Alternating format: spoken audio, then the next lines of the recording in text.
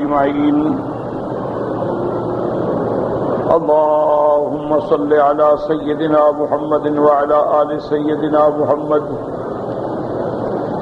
كما صليت على إبراهيم وعلى آل إبراهيم في العالمين إنك حميد مجيد. أعوذ بالله من الشيطان الرجيم. بسم الله الرحمن الرحيم. ادعوهم لآبائهم هو أقسط عند الله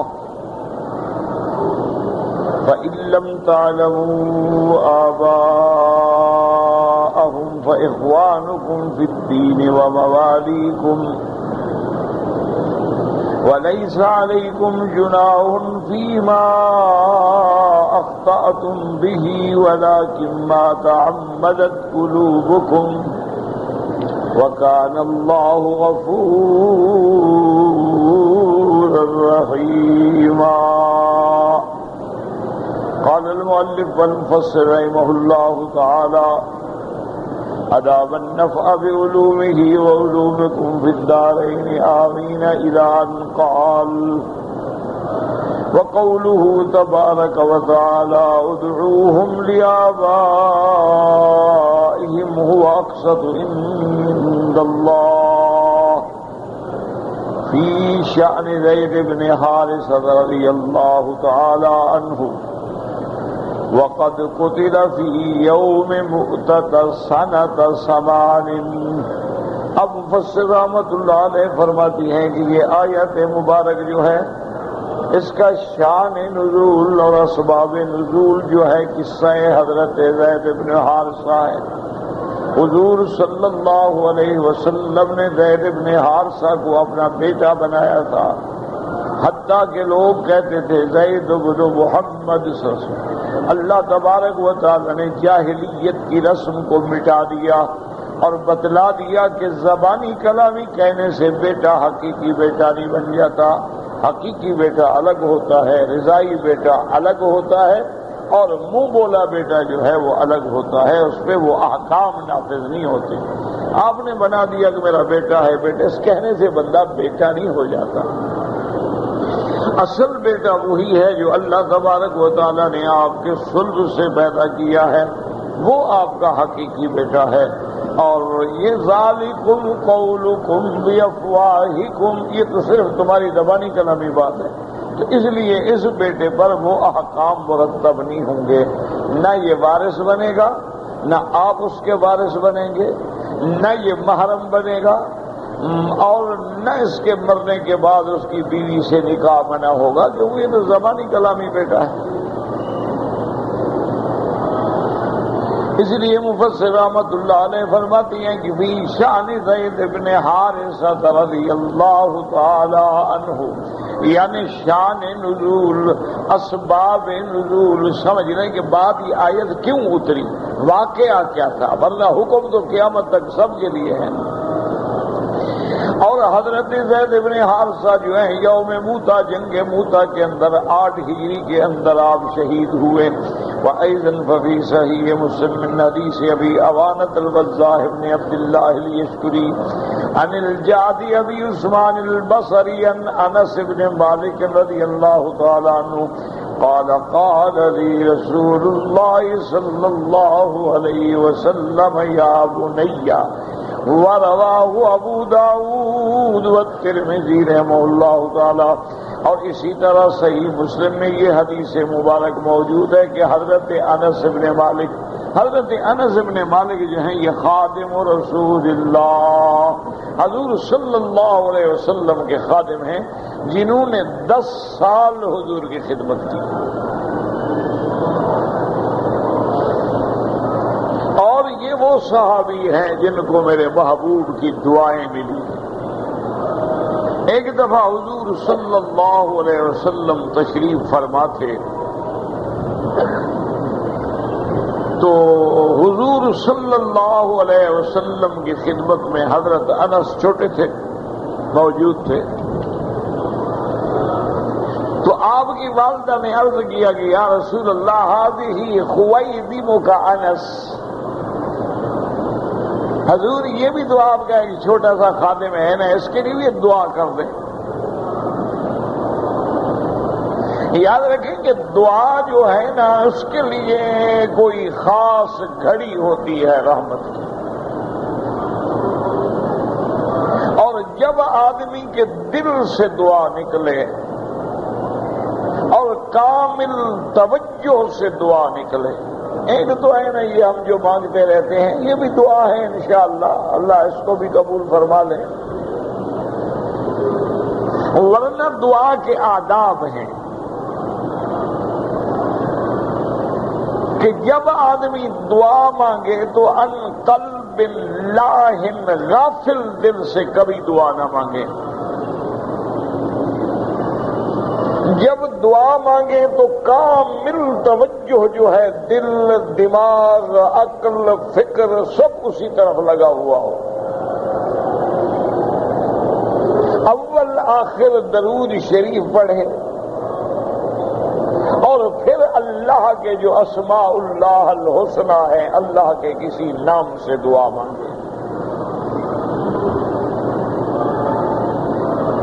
اور زیادہ نہ یاد ہوں تو یا اللہ یا اللہ یا ربا یا غوثا یا حی یا قیوم یا رحمان یا رحیم یا کریم، کچھ تو بندے کو آتا ہی ہے،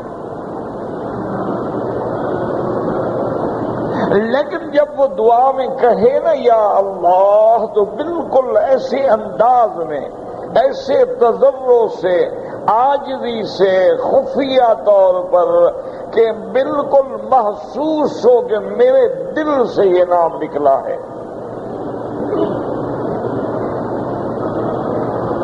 یہی وجہ ہے کہ آج نہ ہماری نماز ہے نہ دعا ہے، نمازوں میں بھی ہمارا سبحان اللہ سبحان اللہ سبحان اللہ، بس پتہ ہی کوئی نہیں کیا کہہ رہا، یہ کوئی نماز تو نہیں ہے، یہ تو بوجھ اتارنے والی بات ہے کہ منافق جیسے نماز پڑھتے ہیں،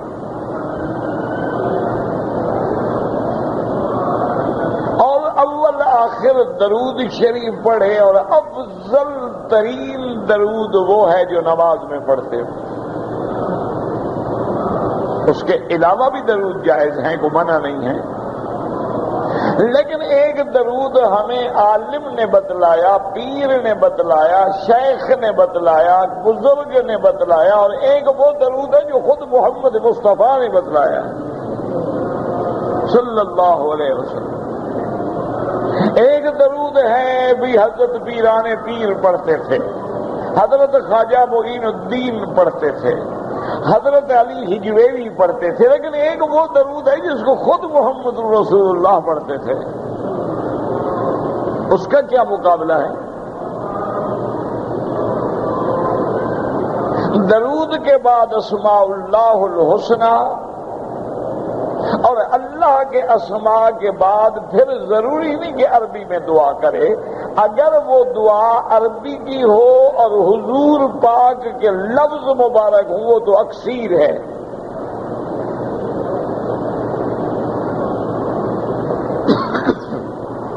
لیکن اگر آپ اپنی زبان میں بھی مانگے تو کوئی مسئلہ نہیں، لیکن شرط یہی ہے کہ دعا پڑھنے میں، دعا کرنے میں فرق کیا کرو۔ ایک کتاب لے لی اللہم انی اعوذ بک، اللہم انی اعوذ، یہ تو دعا پڑھ رہے ہیں آپ، دعا کر نہیں رہے ہیں آپ۔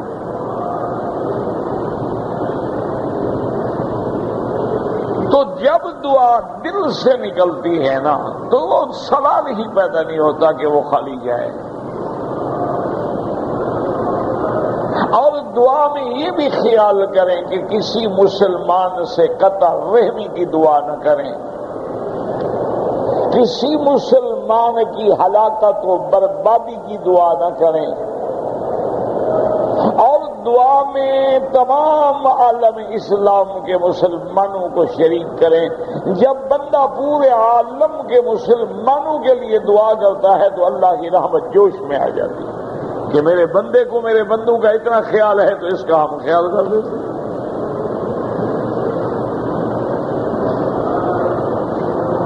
اسی لیے اب دیکھیں کہ بی بی کو موقع ملا، دیکھا کہ حضور مسکرا رہے ہیں. رحمت دو عالم آج بڑی طبیعت آپ کی فرحت میں ہے، خوشی میں ہے، تو بڑے نیاز سے عرض کیا کہ حاضی خویدم کا انس یا رسول اللہ. خویدم خادم کی تصغیر ہے، محبت سے کہا جاتا ہے. حضور یہ بھی تو آپ کا ایک چھوٹا سا خادم ہے، اس کے لیے بھی دعا کر دیں.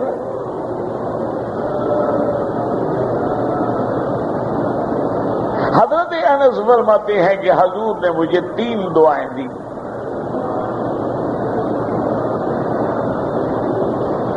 اللہ اکبر.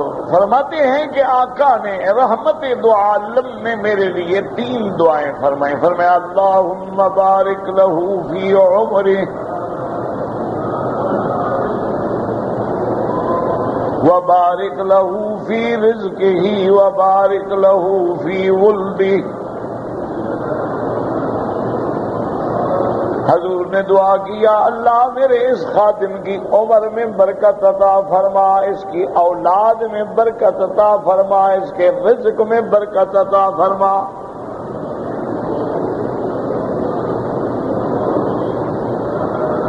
اللہم بارک لہ فی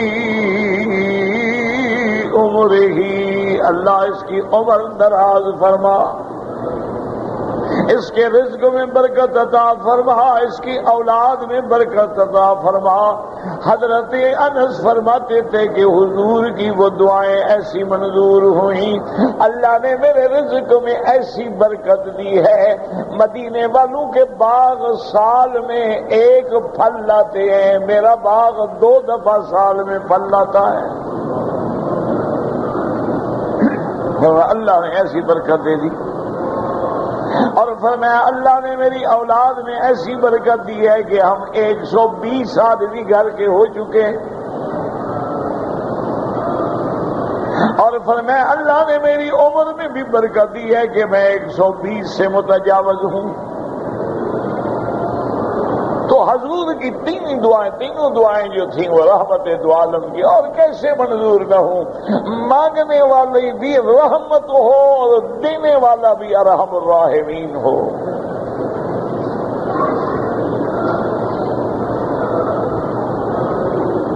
مانگنے والا رحمت للعالمین ہے اور دینے والا ارحم الراحمین ہے. جب رحمت سے ٹکرا جائے تو پھر کیسے دعا پوری نہ ہو.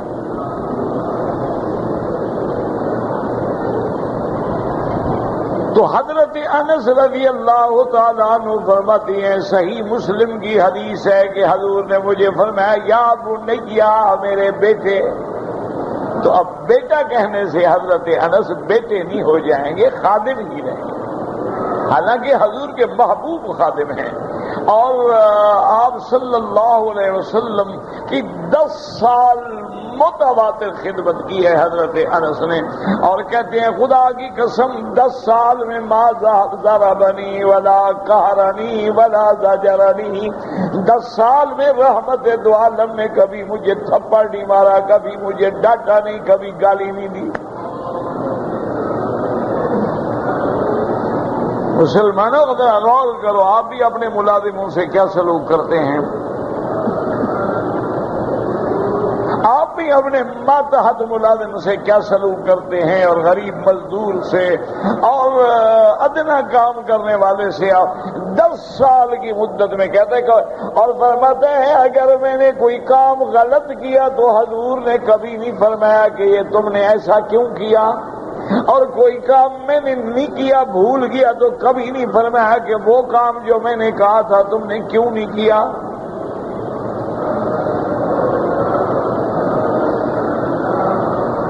اور ساتھ دیکھیں گے کیسے شان بیان. کہتے ہیں واللہ ما مسست دیباجا ولا حریرا، کہتے ہیں خدا کی قسم کہ مخاب حریر ریشم اتنا نرم نہیں تھا جتنی میرے مدنی محمد مصطفیٰ کے ہاتھ کی تلیاں نرم تھیں. اللہ اکبر. قول میں بھی نرمی ہے، ہاتھوں میں بھی نرمی ہے، اعمال میں بھی نرمی ہے، افعال میں بھی نرمی ہے.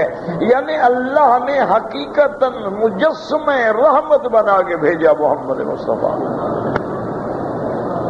صلی اللہ علیہ وعلی آلہ واصحابہ وسلم تسلیما کثیرا کثیرا.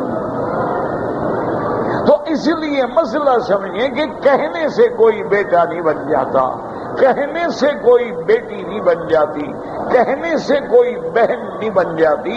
رشتہ الگ ہے، نسب الگ ہے، رضا الگ ہے، اور منہ بولا بیٹا بنایا ہوا جو ہے اس پہ وہ شریعت کے احکام مرتب نہیں ہوتے.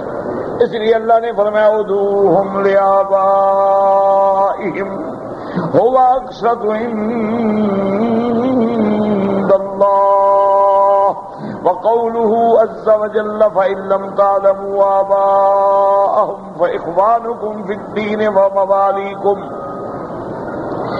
امر تعالی برد انساب الادعیاء، امرا تعالی برد انساب الادعیاء الى آبائهم ان عرفوا فإن لم يعرفوا فهم إخوانهم في الدين ومواليهم أي عوضا أما فاتهم من النسب. اب اللہ پاک فرماتے ہیں کہ جن بچوں کو تم نے اپنا بیٹا بنایا ہے، اگر ان کے ماں باپ معلوم ہیں تو ان کے والد کے نام کے ساتھ اس کو پکارو. اور اگر ایسے بچے ہیں جن کے ماں باپ معلوم نہیں ہیں، جیسے کوئی لوگ بچے پھینک دیتے ہیں، کوئی لوگ بچے یتیم خانوں میں چھوڑ دیتے ہیں، کوئی لوگ بچے ہسپتالوں میں چھوڑ دیتے ہیں، آپ لے آئے پتہ نہیں کس کا بیٹا ہے. حضور نے فرمایا پھر بھی یہ تمہارا بیٹا نہیں ہے بلکہ تمہارا بھائی ہے، دین کا بھائی ہے، ایمان کا بھائی ہے. اس کو بھی اپنے نام کے ساتھ نہ پکارو بلکہ کوئی نام دے دو. اگر اس کا نسب معلوم ہے تو نسب کی طرف لوٹاؤ، اور نسب تم نہیں جانتے ہو تو ٹھیک ہے، نہ جانو، تمہارے بھائی ہے. انما المؤمنون اخوۃ، تمام کلمے پڑھنے والے ایک دوسرے کے بھائی ہیں. لیکن بچے کو پالنے سے، تربیت دینے سے، گھر میں رکھنے سے وہ بیٹا نہیں بن جاتا، نہ وہ تیرا وارث ہے، نہ اس پہ احکام ہے. بلکہ ایسا چھوٹا بچہ جس کو تم نے پالا ہے جب بالغ ہو جائے گا تو وہ پالنے والی ماں سے بھی پردہ کرے گا، اس کی حقیقی ماں نہیں ہے. اللہ اکبر. اس کے بعد فرماتی ادعوہم لآبائہم هو اقسط عند اللہ. ولہذا قال رسول اللہ صلی اللہ علیہ وسلم یوم خرج من مکہ عام عمرۃ القضاء وطبیعۃ ابنۃ حمزہ رضی اللہ عنہا تنادی یا امی یا امی فاخذها علی رضی اللہ عنہ وقال لفاطمہ رضی اللہ عنہا دونک ابنۃ امک فاحتملت واقتسم فيها علي وزيد وجعفر رضي الله تعالى عنهم بأيهم يكفلها وكل أدلى بحجة. وقال علي رضي الله عنه أنا أحق بها وهي ابنة أمي. وقال زيد ابنة أخي. وقال جعفر ابن أبي طالب ابنة أمي وخالتها تحتي يعني أسماء بنت أميس. وقضى بها النبي صلى الله عليه وسلم خالتها وقال الخالة بمنزلة الأم. اب یہاں مفسر رحمت اللہ علیہ فرماتے ہیں کہ جب حضور صلی اللہ علیہ وسلم عمرے کے لیے تشریف لائے اور کافروں نے منع کر دیا، حضور صلی اللہ علیہ وسلم نے کفار سے، مشرکین سے صلح فرمائی مقام حدیبیہ پہ، اور وہی آپ نے دم احسار ذبح فرمائی، سر مڈایا اور احرام کھول کے واپس مدینہ روانہ ہوئے.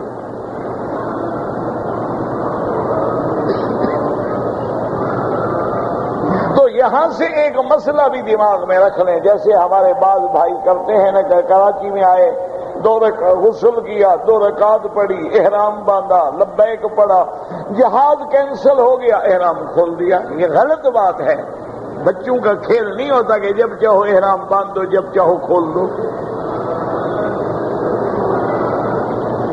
اگر کوئی آدمی 2 رکعت پڑھ کے یا 2 رکعت بھی نہ پڑھے، نیت کر لے، لبیک پڑھ لے، 2 چادریں باندھ لے، اب اگر وہ روک دیا گیا ہے، پاسپورٹ غلط ہے، جہاز احرام میں رہے گا، احرام نہیں کھول سکتا، حتیٰ کہ وہ بندہ ٹیلی فون کرے، کوئی ذریعہ پیدا کرے، مکے میں دم احسار ایک بکری دم ذبح کی جائے، اس کو خبر ملے کہ میری بکری ذبح ہو گئی ہے، پھر سر پہ اس طرح پھرائے، پھر احرام سے نکلے گا۔ ایسے تھوڑا ہوتا کہ جب چاہتے باندھ نہیں، اچھا جی جہاز لیٹ کے چھوڑو جی پھر باندھ لیں گے، عمرہ نہ ہوا وہ تو تیرے تابع ہو گیا، مذاق ہو گیا، جب چاہو چادریں باندھ لو، جب چاہو کپڑے پہن لو، تماشا ہے۔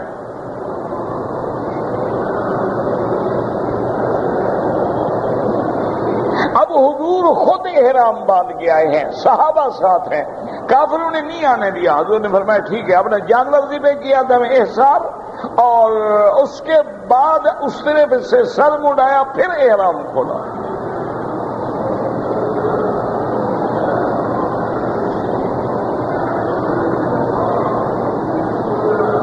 اسی لیے امام ابو حنیفہ رحمۃ اللہ علیہ فرماتے ہیں کہ لازماً دم بھی حد حرم کے اندر ذبح ہو۔ بعض فقہا فرماتے ہیں کہ نہیں، حضور حدیبیہ میں جب تشریف فرماتے تو حد حرم کے باہر تھے، لیکن وہ تو بالکل ایسے بارڈر ہے، یعنی عین حدود پہ حضور بیٹھے ہیں، تو اب اس کا فیصلہ کون کرے گا کہ حضور نے حد حرم میں جا کے ذبح کی یا وہاں بیٹھے خارج میں ذبح کی؟ بالکل آپ تو کنارے پہ بیٹھے ہیں۔ ہاں البتہ بعض فقہا ایک حدیث کے مطابق اجازت دیتے ہیں کہ اگر آدمی احرام کی نیت کرتے وقت یہ کہہ دے کہ محلی ہے سو حبستنی، میرا اللہ یہ میرا احرام تو میں باندھ رہا ہوں، لیکن اس جگہ تک ہے جہاں آپ مجھے روک دیں، جب آپ روک دیں تو میں کیا کر سکتا ہوں؟ اگر وہ یہ کہہ کر نیت کرے تو پھر اس کو دم بھی نہیں دینی پڑتی اور چاہے احرام کھول دے کہ یا اللہ میرا احرام تو ہے، لیکن جہاں تک آپ نے روک دیا تو بس میں روک گیا۔ اب حضور صلی اللہ علیہ وسلم رحمت دو عالم اگلے سال عمرۃ القضاء پہ تشریف لے آئے، یعنی یاد رکھو کیا مانا، ایسے حالات میں اگر عمرہ آپ کا رہ جائے تو پھر بھی قضا کرنا پڑے گا، کیونکہ آپ نیت کر چکے تھے۔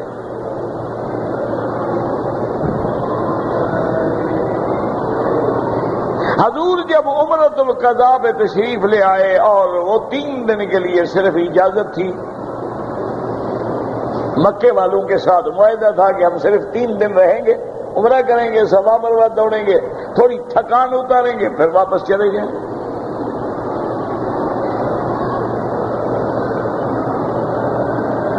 حضور پاک نے مشرکین مکہ سے کہا بھی کہ مکے والوں تمہارا ہماری صلح ہو چکی ہے، معاہدہ ہو چکا ہے، اب اگر 1-2 دن اور اجازت دے دو تو کیا حرج ہے؟ انہوں نے کہا نہیں یا رسول اللہ، جو معاہدہ ہے آپ کو جانا ہوگا۔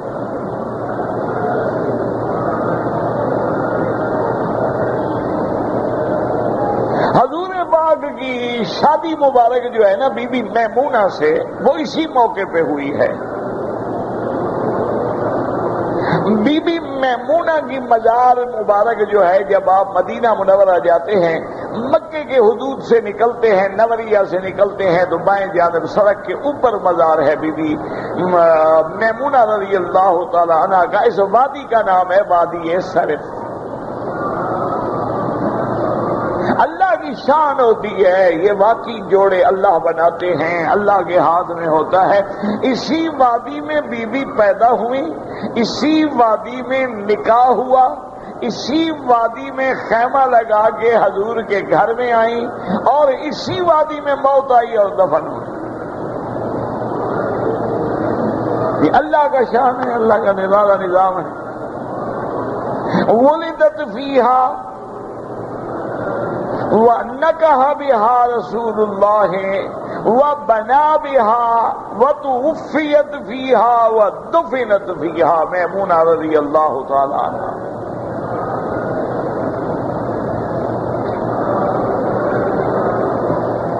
تو حضور نے مکے والوں سے بعض روایات میں یہ بھی آتا ہے، انہوں نے فرمایا کہ اللہ کے بندو، میری شادی بھی ہو رہی ہے بی بی میمونہ سے، اگر تم 2 دن اجازت دے دو تو ہم مکے میں ولیمہ کر دیں، تم بھی کھانے میں شریک ہو جاؤ۔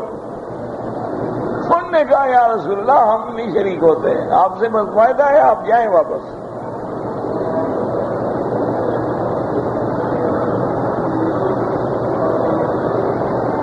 اب جب حضور جانے لگے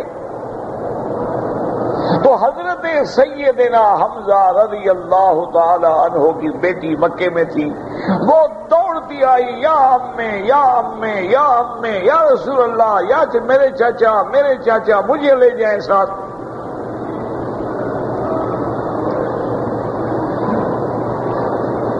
اللہ کی شان دیکھیں کہ حضرت علی بھی موجود ہیں، حضرت زید بھی موجود ہیں، حضرت جعفر بھی موجود ہیں، تو جلدی سے حضرت علی رضی اللہ تعالی عنہ نے اس بیٹی کو پکڑ لیا اور فرمایا یا ابنت امی، اے میری بھتیجی ادھر آؤ میرے ساتھ، اور لے کے بی بی فاطمہ الزہرا کی خدمت میں گئے کہ یہ حمزہ کی بیٹی ہے، اس کا خیال رکھو، اس کو پالنا ہے، اس کو ساتھ لے جانا ہے۔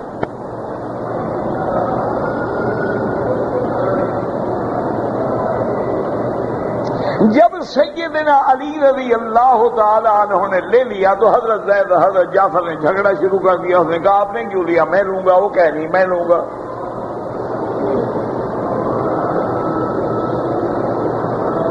سرکار دو عالم رحمت دو عالم صلی اللہ علیہ وسلم کی خدمت میں آ گئے کہ یا رسول اللہ یہ سیدنا حمزہ کی بیٹی ہے،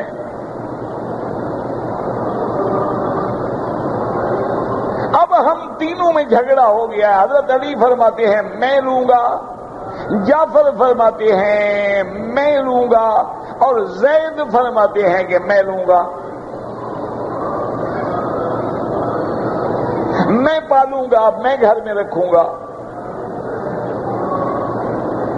حضرت علی رضی اللہ تعالی عنہ نے عرض کیا کہ یا رسول اللہ انا احق بہا، میں اس کے ساتھ زیادہ حقدار ہوں۔ وَهِيَ ابْنَتُ عَمِّي، یہ میرے چاچے کی بیٹی ہے۔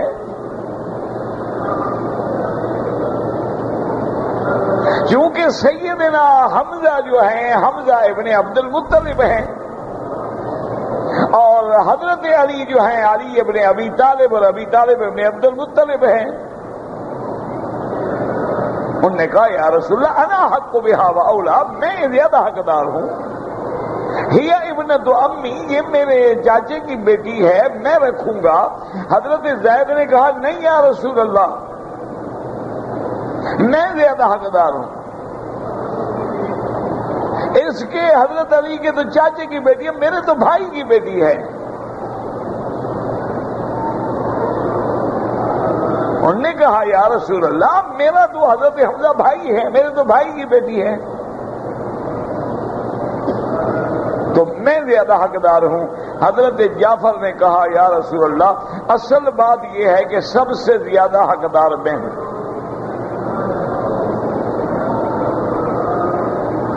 حضرت جعفر یاد رکھو کون ہے، یہ حضرت علی کے بھائی ہیں، یہ بھی جعفر ابن ابی طالب ہیں، حضرت علی بھی علی ابن ابی طالب ہیں، حضرت جعفر جو ہے حضرت علی کے سگے بھائی ہیں۔ انہوں نے کہا یا رسول اللہ سب سے زیادہ میں حقدار ہوں۔ حضور نے فرمایا بھی تم کیوں حقدار ہو زیادہ؟ انہوں نے کہا سب سے پہلی بات تو یہ ہے کہ ابنت امی، یہ میری چاچے کی بیٹی ہے، وخالتها تحتی، اور اس کی ماسی جو ہے، اس کی خالہ جو ہے اسماء بنت امیس، وہ میری بیوی ہے، اس کی خالہ میرے گھر میں ہے۔ یا رسول اللہ میرے چاچے کی بیٹی بھی ہو گئی اور میری بیوی اس کی خالہ بھی ہو گئی، 2 رشتے ہو گئے ہمارے، ان کا تو ایک رشتہ ہے نا۔ حضور پاک نے فرمایا کہ ہاں بات تمہاری ٹھیک ہے، ہاں بیٹی تمہارے حوالے ہے۔ الخالۃ بمنزلۃ الام، خالہ جو ہوتی ہے وہ ماں کے قائم مقام ہوتی ہے۔ جب اس کے گھر تمہارے گھر میں اس کی خالہ ہے تو گویا اس کی ماں ہے، لہذا تم زیادہ حقدار ہو۔ حضور پاک نے وہ لڑکی بی بی حمزہ کی بیٹی جو تھی حضرت جعفر کو دے دی۔ اب سب فیصلے پہ راضی ہو گئے کہ جب حضور نے فرما دیا تو بات ختم ہو گئی۔ اب حضرت علی رضی اللہ تعالی عنہ کو اس میں تو کوئی شک نہیں نا کہ چوٹ لگی کہ یا رسول اللہ میں سب سے پہلے اٹھا کے لے گیا، اب میں نے بی بی فاطمہ کو دے دی اور آپ نے میرے بھائی کو دیا۔ آپ نے فرمایا انت منی بمنزلۃ اخی، تم مجھ سے ہو میں تم سے ہوں علی، بس اس سے بڑا رشتہ کوئی ہے؟ تو حضرت علی رضی اللہ تعالی عنہ خوش ہو گئے۔ وقال جعفر رضی اللہ تعالی عنہ اشبہت خلقی و خلقی، اور آپ نے فرمایا جعفر اللہ نے تمہیں میرا خلق بھی اور میری شکل بھی نصیب فرمائی ہے، تمہیں میری شکل بھی ملتی ہے، عادات بھی ملتے ہیں۔ وقال زید رضی اللہ تعالی عنہ، اور حضرت زید سے فرمایا تم بھی ناراض رہو، انت اخونا و مولانا، تم ہمارے بھائی بھی ہو ہمارے سردار بھی ہو۔ وفي هذا الحديث أحكام كثيرة من أحسنها أنه حكم بالحق وأرضى كل من المتنازعين، وقال لزيد رضي الله عنه أنت أخونا ومولانا كما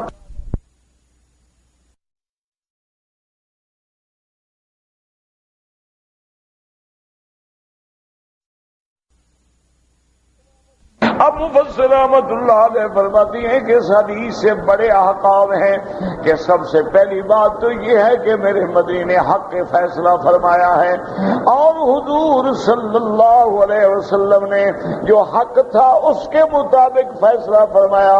وَرَضَا كِلَّا الْمُتَنَازِعَيْنِ، اور دوسری بات یہ ہے کہ جھگڑے کرنے والوں کو بھی راضی کر دیا، سب کی صلح کرا دی، اور ایسے القاب سے نوازا کہ سب کی طبیعت خوش ہو گئی۔ اور حضرت زید سے بھی فرما دیا انتا خونا و مولانا، لفظ مولا جو ہے بمانے دوست بھی آتا ہے، لفظ مولا جو ہے ولایت سے بھی ہے، لفظ مولا جو ہے ولایت سے بھی ہے، لفظ مولا جو ہے بمانے غلام بھی آتا ہے، اس کے کئی معنی ہیں۔ تو حضور نے جب فرمایا انتا خونا و مولانا، گویا اس آیت کی طرف اشارہ تھا فاخوانکم فی الدین و موالیکم، کہ تمہارا بھائی ہے دین کے اندر اور تمہارا دوست ہے۔ تو اللہ کے قرآن کی طرف بھی عمل ہو گیا، اور حضور پاک نے عین شریعت کے مطابق فیصلہ فرمایا، عین حق کے مطابق فیصلہ فرمایا، اور سب کو راضی بھی کر دیا کہ کسی کے دل میں کوئی میل نہ رہے۔ حضرت علی سے فرما دیا انت منی وانا منکا، تم مجھ سے ہو اور میں تجھ سے ہوں۔ حضرت جعفر سے فرمایا اشبہت خلقی و خلقی، کہ تمہارے خلق بھی اخلاق بھی اور شکل بھی مجھ سے ملتی ہے۔ اور حضرت زید سے بھی فرمایا انت اخونا و مولانا۔ تو یاد رکھیں کہ سب سے پہلی بات کیا ہے کہ اگر کوئی بندہ کسی بیٹے کو بچے کو پالے تو پالنے سے وہ حقیقی بیٹا نہیں بن جاتا، بلکہ اس کو اس کے باپ کے نام کے ساتھ ہی پکارا جائے گا۔ واللہ اعلم۔ اللہ اکبر۔ اللہم صلی علی سیدنا محمد وعلی آل سیدنا محمد۔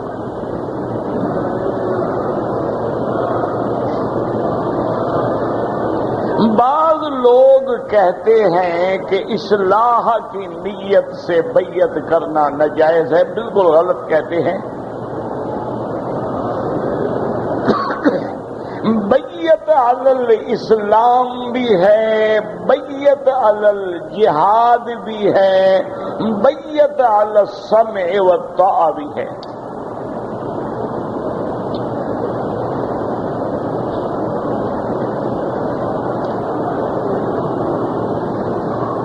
اور لفظ بیعت اور بیعت کرنا، بیعت ہونا، اس کا اثبات اللہ کے قرآن میں بھی ہے کہ اللہ کے نبی نے صحابہ سے بیعت لی۔ ایک بیعت تو یہ ہوتی تھی کہ کوئی کافر آیا، اس نے کہا ابسط یدک یا رسول اللہ، حضور اپنا ہاتھ دراز فرما کے مجھے کلمہ پڑھائیں، حضور ہاتھ ملاتے کلمہ پڑھا دیتے، یہ بیعت علی الاسلام ہے، اس میں تو کوئی جھگڑا ہی نہیں کہ آج بھی اگر کوئی ہندو مسلمان ہو، کوئی سکھ مسلمان ہو، کوئی قادیانی مسلمان ہو تو عالم اس کو کلمہ پڑھائیں۔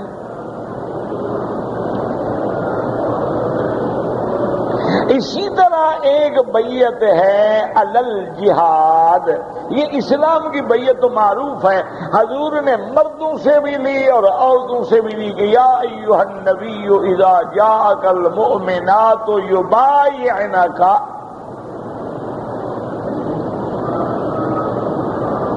تو ان سے حضور بیعت لیتے تھے، اللہ یشرکن باللہ شیئا الی آخر ہی، تو بیعت کرنا اسلام پہ قرآن کے حکم سے ثابت ہے جس میں کوئی جھگڑا ہی نہیں۔ اور اسی طرح ایک بیعت ہوتی ہے علی الجہاد کہ کوئی ایسا موقع آ گیا، جیسے حضور صلی اللہ علیہ وسلم حدیبیہ میں بیٹھے تھے اور خبر مل گئی کہ حضرت عثمان شہید ہو گئے ہیں، تو حضور نے درخت کے نیچے بیٹھ کے بیعت لی اور تمام صحابہ کو بلایا کہ آؤ دوبارہ بیعت کرو میرے ساتھ کہ ہم عثمان کا بدلہ لیں گے۔ اس کا بھی اللہ نے قرآن میں ذکر کیا، لقد رضی اللہ عن المؤمنین اذ یبایعونک تحت الشجرۃ، اللہ نے فرمایا میں ان ایمان والوں سے راضی ہو گیا جو درخت کے نیچے تیرے ہاتھ میں بیعت کر رہے تھے۔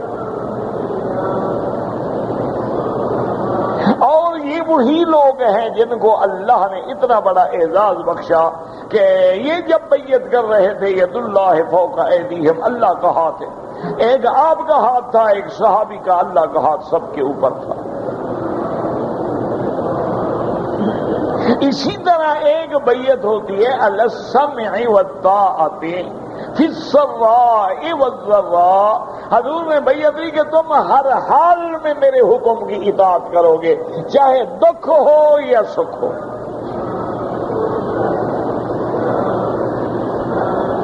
فی المنشط والمکرہ، خوشی ہو یا تکلیف ہو۔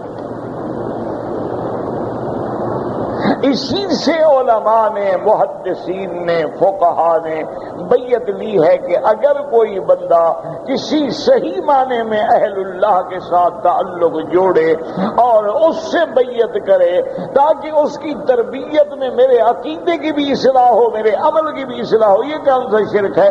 وہ تو بیعت اسی لیے ہے کہ اس کو شرک سے بچائے، توحید پہ لائے۔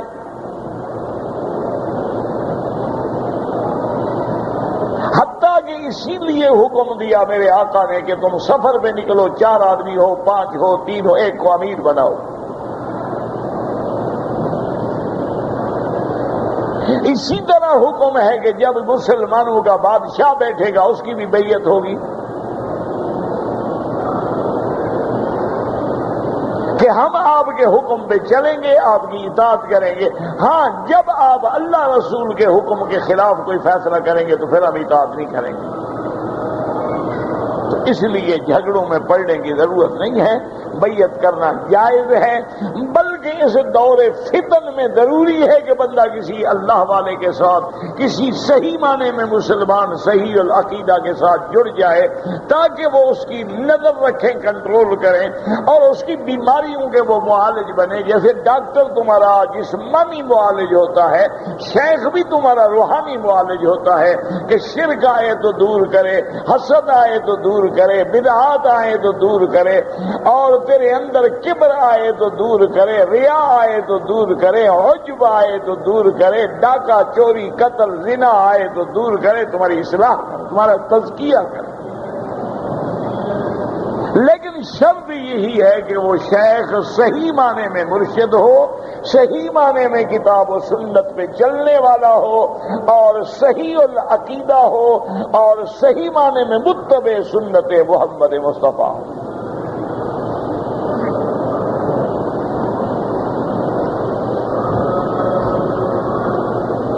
اگر کوئی آدمی آب زمزم سے کپڑے دھوئے، کھانا پکائے، چائے بنائے، غسل کرے، میرا بھائی مسئلہ سمجھو کہ مسئلے میں تو جائز ہے، پانی ہے، سیدنا اسماعیل علیہ السلام کے لیے اللہ نے زمزم نکالا اور قبیلہ جرہم آ کے آباد ہوا، اور تو مکے میں پانی ہی نہیں تھا، تو وہ کیا کرتے تھے؟ کوئی پانی ہی نہیں تھا مکے میں، بوادٍ غیر ذی زرع عند بیتک المحرم، تو وہ لوگ کھاتے بھی زمزم سے تھے، پکاتے بھی تھے، غسل بھی کرتے تھے، پیتے بھی تھے، سارے کام زمزم سے کرتے تھے۔ یہ تو اب علماء نے لکھا ہے، ادب کا تقاضا یہ ہے کہ جیسے اب ہمارے پاس مثلا بعض شہروں میں دو پانی ہوتے ہیں، ایک کھارا ہوتا ہے ایک میٹھا ہوتا ہے، دونوں نل گھر میں لگے ہوتے ہیں، میٹھے کو پینے کے لیے استعمال کرتے ہیں، کھارے پانی کو کپڑے دھونے کے لیے، گھر دھونے کے لیے، حمام دھونے کے لیے استعمال کرتے ہیں۔ تو اس لیے علماء نے لکھا ہے کہ چونکہ زمزم کی شان بہت بڑی ہے اور زمزم کے فضائل بہت بڑے ہیں اور ہمارے پاس دیگر پانی کے ذرائع موجود ہیں، تو اس کو پانی پینے کے کام لگاؤ اور کاموں میں استعمال نہ کرو، ورنہ تو جائز ہے۔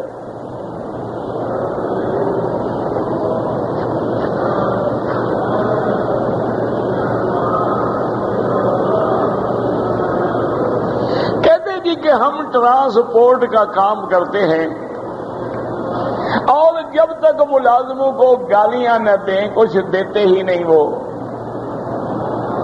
یہ بالکل غلط بات ہے، یہ انسان کی عادت ہے۔ بعض لوگ گالی دے کر وصول کرتے ہیں، بعض لوگ دعا دے کر بھی وصول کرتے ہیں۔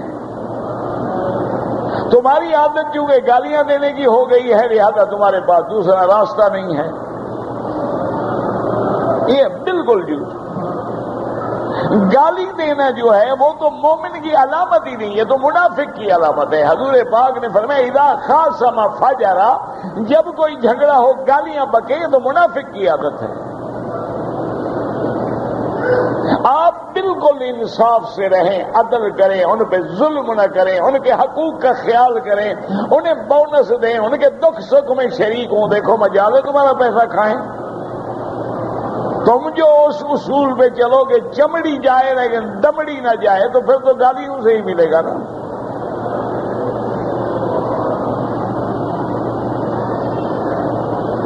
اپنے رزق کے حلال کو کیوں حرام کرتے ہیں؟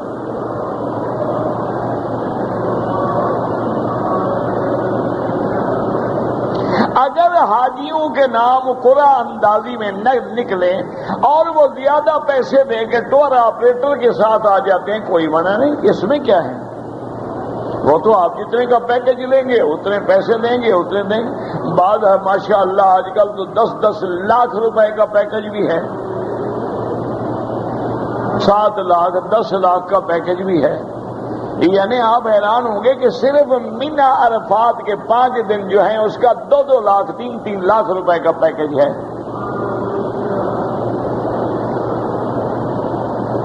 یہ تمہاری مرضی ہے، جب 5 اسٹار ہوٹلوں میں رہنا ہے تو پھر پیسے تو میرا بھائی بھرنے پڑیں گے نا، کیونکہ اب حج کے ساتھ سٹار بھی تو لگ گیا ہے نا، 4 سٹار ہوٹل ہے، 3 سٹار ہے۔ احرام کا مسئلہ کوئی نہیں پوچھتا، یہ ضرور پوچھتا ہے جی آپ نے جو جگہ ہمیں دینی ہے وہ کتنے سٹار والی ہے۔ عمرہ ہو نہ ہو، لبیک آئے نہ آئے، حجر اسود کا پتہ ہو نہ ہو، کہاں سے شروع کیا کہاں ختم کیا، اس کی کوئی بات نہیں، وہ تو لوگ پھر رہے تھے، میں بھی پھرتا رہا۔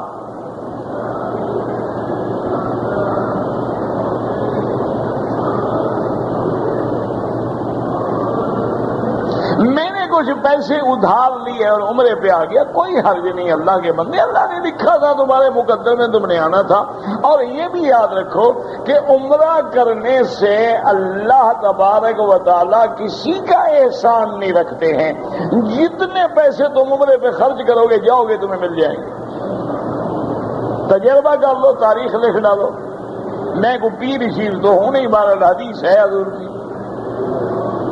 آپ نے فرمایا ہے کہ جس بندے کا رزق تنگ ہو بار بار عمرے کریں۔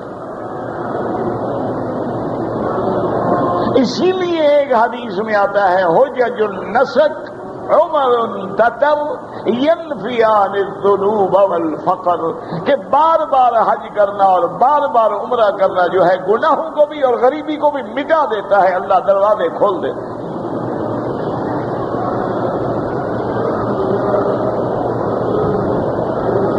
مسجد عائشہ سے عمرہ باندھنے کی دلیل کیا ہے؟ یہی تو دلیل ہے کہ اس کو مسجد عائشہ کہتے ہیں، بی بی عائشہ نے عمرہ کیا اور اللہ کے نبی کے حکم سے کیا، اور حضور نے یہ نہیں فرمایا کہ عائشہ تمہارے لیے ہے اور قیامت تک کوئی نہ کرے۔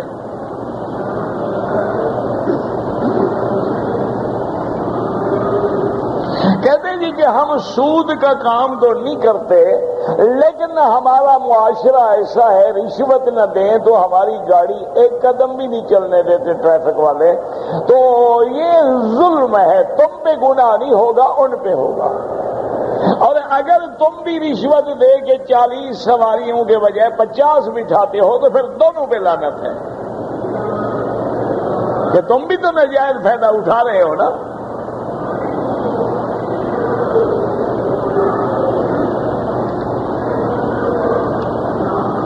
نماز میں سر کے اوپر کپڑا ہونا، ٹوپی ہونا ضروری ہے، بالکل ضروری ہے، قرآن میں حکم ہے، یا بنی آدم خذوا زینتکم عند کل مسجد، اور عمل محمد مصطفیٰ ہے میرے مدنی پاک نے ساری زندگی کبھی بھی ٹوپی اور کپڑا اتار کے نماز نہیں پڑھائی۔ ایک ہے کپڑا نہ ہو پڑھ لو، ایک فیشن بن گیا، یہ کہتے ہیں ہم سنت پہ عمل کر رہے ہیں، تو نبی کے کپڑے پہننے والی سنت پہ عمل کیوں نہیں کرتے ہو؟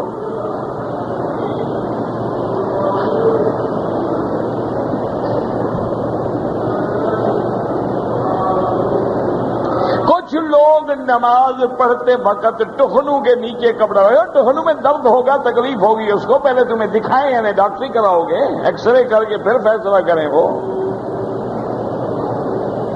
عجیب آدمی ہے، ایک ایک بات میں نظر ہے کہ ٹخنے کے نیچے کپڑا کیوں رکھا، بیچارہ بیمار ہوگا۔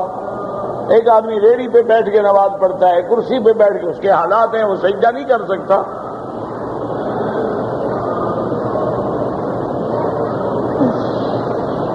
جس کاروبار میں بےایمانی ہو اس میں برکت نہیں ہوتی۔ اللہ سے جب دعا کریں تو سیدھی اللہ سے مانگیں، ربنا آتنا فی الدنیا حسنۃ۔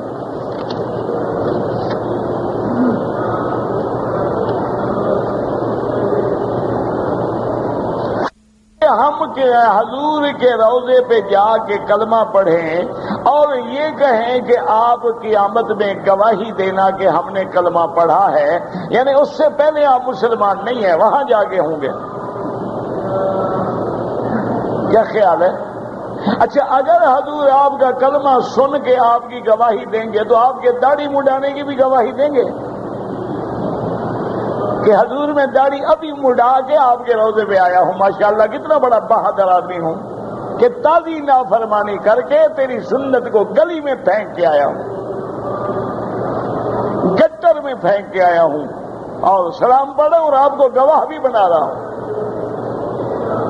اللہ کے بندے، یہ آپ صلاۃ و سلام پڑھیں، الصلاۃ والسلام علیک یا رسول اللہ، الصلاۃ والسلام علیک یا حبیب اللہ۔ جب ہم صلاۃ و سلام پڑھ رہے ہیں، مسجد نبوی میں گئے ہوئے ہیں، اس سے بڑی ایمان کی کوئی گواہی ہے؟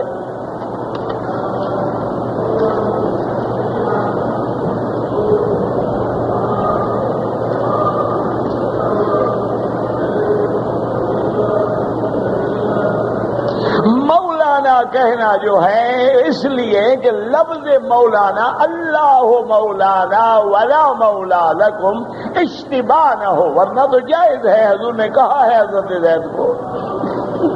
اسی لیے میں نے عرض کیا تھا، پتہ نہیں آپ درس میں سو رہے تھے شاید، کہ لفظ مولا کئی معنوں میں استعمال ہوتا ہے، بمانا دوست بھی ہے، بمانا ولی بھی ہے، بمانا ناصر بھی ہے، بمانا کفیل بھی ہے، بمانا ذمہ دار بھی ہے، تو اس کے کئی معنی ہیں۔ اگر آپ صحیح معنی میں استعمال کریں گے تو گناہ نہیں ہے۔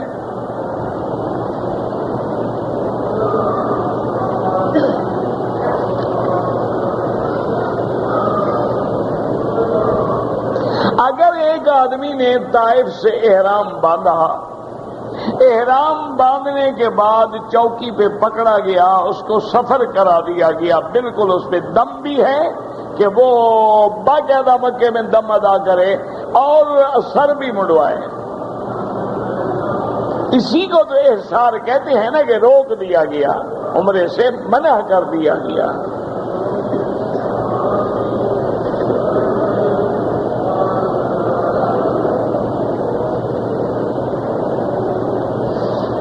سفارت خانے میں مسجد کو شہید کر دیا گیا ہے۔ کون سی مسجد تھی سفارت خانے میں جو شہید کر دی گئی؟ خدا کا خوف کرو، سفارت خانہ تمہاری جگہ ہے کوئی؟ وہ تو کرائے کی جگہ ہے۔ وہ تو ایک مصلی بنا دیا جاتا ہے کہ لوگ نماز پڑھ لیا کریں، وہ مسجد تو نہیں ہوتی۔ مصلی اور مسجد میں فرق کریں۔ مسجد وہ ہوتی ہے کہ خالص حلال کے پیسوں سے زمین خرید کے مسجد کی نیت سے مسجد تعمیر کی جائے، وہ مسجد ہے۔ ایک مثلاً ہر آدمی اپنے گھر کے اندر دیکھتا ہے میرے گھر سے مسجد دور ہے، ایک کمرے کو مصلی بنا دیتا ہے کہ چلو یہاں ہم جماعت کر لیا کریں گے، وہ مسجد نہیں بن جاتی۔ وہ تو جگہ بھی غیر کی ہے، وہ تو کرائے پر بیٹھے ہوئے ہیں، ان کی کوئی اپنی جگہ تھی کہ انہوں نے مسجد بنائی تھی۔ ہمارے لوگ بس اعتراض کرنا ڈھونڈتے رہتے ہیں، موقع ملے اور ہم جناب ٹائر جلائیں بس۔ انا للہ و انا الیہ راجعون۔ تحقیق کیا کرو، یہ بھی دیکھا کرو کہ اگر حرام کے پیسے سے مسجد بنائی جائے تو کیا مسجد ہے؟ اگر سود کے پیسوں سے مسجد بنائی جائے تو کیا وہ مسجد ہے؟ اگر انشورنس کمپنی مسجد بنوائے تو کیا وہ مسجد ہے؟ اگر کوئی زمین سرکار کی پڑی تھی، ہم نے زبردستی مسجد ٹھونک دی ہے تو فتویٰ لیں علماء سے اور مفتیوں سے کہ کیا وہ مسجد ہے؟ غصب کر کے ہم کسی کی زمین پہ مسجد بنا دیں تو کیا وہ مسجد ہے؟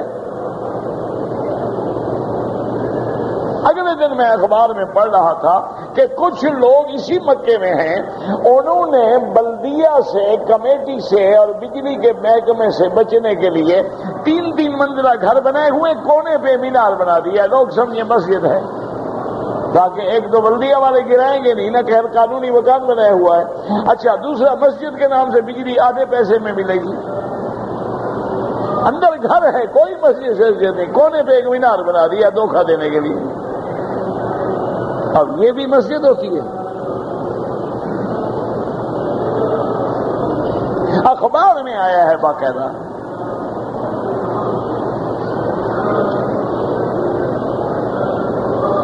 مکان اگر ہم رہن رکھ کے قرضہ لیں بالکل جائز ہے۔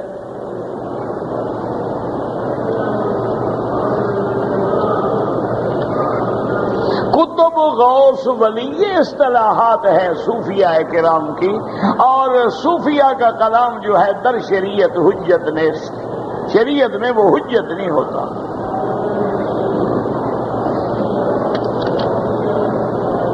یا مدد غوث اعظم ہمیں بغداد بلا لو، ہاں بالکل جائیں آپ ضرور وہاں،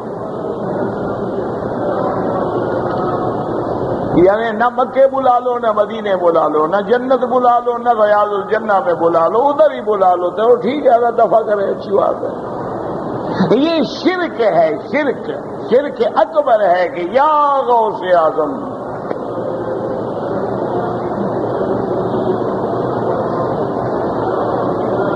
وہ انہوں نے ایک نظم بھی بنائی ہوئی ہے نا، میں نے جنت جان دی لوڑ نہیں، میں نے کافی میں بغداد دیاں گلیاں ہیں کہ چلو اللہ کرے تو اتھے ہی رلتا رہو۔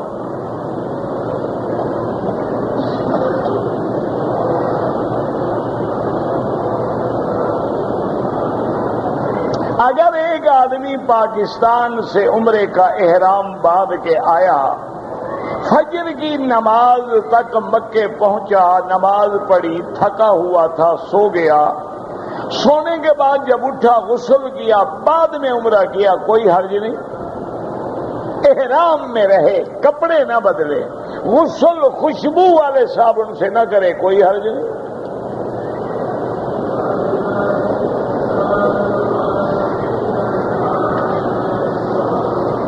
استخارہ کرنے کا صحیح طریقہ کیا ہے؟ ایک ہے استخارہ نبوی، ایک ہے استخارہ ٹی وی، تم کون سا کرنا چاہتے ہو؟ والا تو 3 منٹ میں ہو جاتا ہے، گردن جھکا کے دیکھ لیتے ہیں۔ جو حضور کی سنت ہے اس کے لیے کم از کم 3 دن ورنہ 7 دن تک کرنا پڑتا ہے کہ 2 رکعت نماز پڑھو، اس کے بعد استخارہ کی دعا پڑھو، اللہم انی استخیرک بعلمک واستقدرک بقدرتک واسألک من فضلک العظیم۔ باقاعدہ دعا چھپی ہوئی ہے، اور وہ دعا اول آخر درود شریف اور 3 دفعہ پڑھو، اور جب کام ہو ان ھذا الامر، وہاں کام کا نام لو، اور اس کے بعد دیکھو کہ دل کا فیصلہ کیا ہے۔ خواب نظر آنا ضروری نہیں ہے، دل اس کام کو چاہتا ہے کہ نہیں چاہتا۔ اگر اللہ چاہیں گے تو دل ادھر پھیر دیں گے، اسباب بھی بنا دیں گے، ورنہ اللہ روک دیں گے۔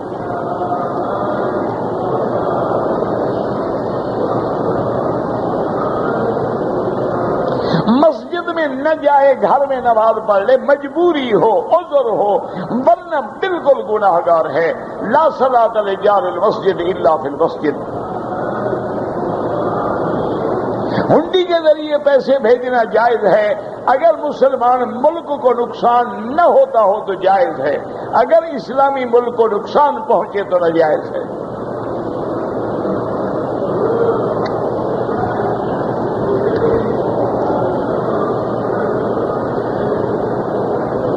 آپ نے مدینہ منورہ جانا ہے، طواف الوداع کر لیں، واجب کوئی نہیں، کر لیں تو اچھی بات ہے۔ شریعت میں داڑھی رکھنا واجب ہے، کٹوانا فسق ہے، بار بار کٹانے والا صرف فاسق نہیں، فاسق بھی ہے، فاجر بھی ہے۔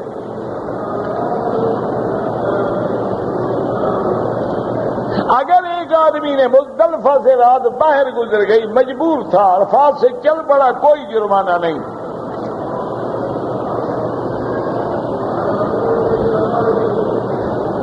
اگر ایک آدمی جنسی طور پہ کمزور ہے، بیوی سے بات کرتے ہوئے پانی کے قطرے نکل جاتے ہیں، تو اس کے لیے وضو کرنا ہوتا ہے، استنجا، غسل نہیں ہوتا۔